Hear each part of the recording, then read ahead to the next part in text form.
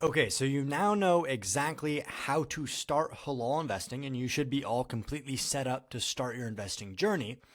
But there's a couple mistakes that you might make. So before you fully dive in, here are the four main mistakes that most investors make and how you can avoid them. Okay, mistake number one is waiting for the perfect knowledge. So many people feel the need, oh, I've only been to a beginner course. I need more information. I need more information. You don't. Okay. So many people spend forever researching, and they procrastinate. And this is a rule outside of just investing. Procrastination kills success. Money loves speed. Success loves speed. Success comes from taking action now. How many people didn't achieve their dreams because they sat around and waited? And think about it. With investing, the longer you sit around and wait, the more valuable assets are becoming, the more you're missing out on. Okay? You must take action. You must take action. This is just crucial, and it maybe sounds so basic, but the amount of people that are going to fully go through this entire course and then implement it is very small.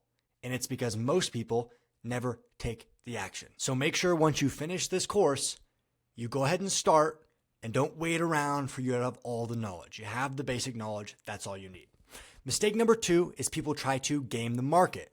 Now, you've probably heard me say, time in the markets always beats timing the markets. This is not my original saying. This is very famous. It's very well known. When you try to time the market, you're acting like you're smarter than you are. Okay, I could go on a long tangent about all of the reasons of why you shouldn't time the market and why it's not going to make you more money. But honestly, people don't listen to that. No matter what, they still try to time the market. So what I can tell you to try to convince you not to time the market is there's been so many studies done that show traders, people who time the markets, people who try to day trade, people who try to do swing investing, they always make less money over a long enough time horizon compared to the people who just buy, hold, die. Okay? And if we look at this with the Islamic perspective, Sabr, right? We need patience. Allah rewards the patient. And when you're trying to time the market, what that means is you're trying to make money quicker. You're trying to almost skip the system and get more while doing less. And the reality, that doesn't make sense. Do not try to time the market. Buy, hold, die. Mistake number three people make is no diversification. They put all of their money into one asset. And what do we know from previous course modules?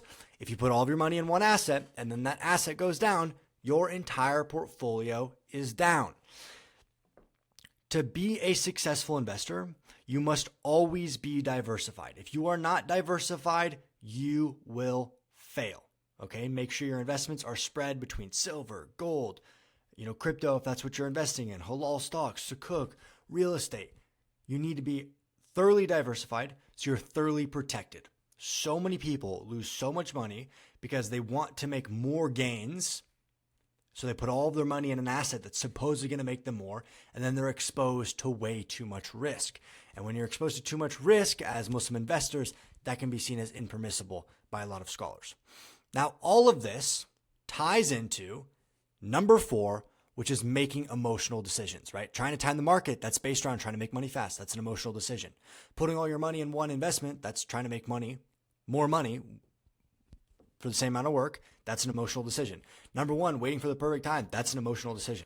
The biggest downfall of investors is emotional decisions, because we are emotional creatures.